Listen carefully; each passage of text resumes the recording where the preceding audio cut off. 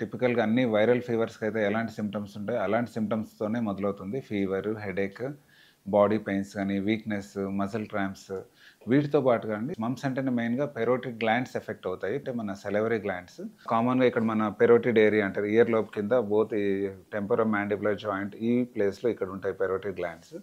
ఇవి మెయిన్‌గా ఎఫెక్ట్ అవుతాయి. పెరోటిడ్ గ్లాండ్ ఇన్వాల్వ్ అవ్వడం వల్ల వాపొస్తుంది, పెయిన్ ఉంటుంది.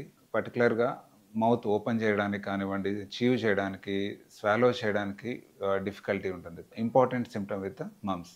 దీంతో పాటుగా ఏంటంటే అదర్ ఆర్గాన్స్ కూడా ఇన్వాల్వ్ అయ్యే ఛాన్స్ ఉంటది. కామన్‌గా ఏంటంటే పెరోటిడ్ గ్లాండ్స్ ఇన్వాల్వ్ అవుతాయి. రేర్‌గా ఏంటంటే ఒక్కొక్కసారి ఎన్సెఫలైటిస్ అంటారు. బ్రెయిన్‌కి కూడా ఎఫెక్ట్ కావచ్చు.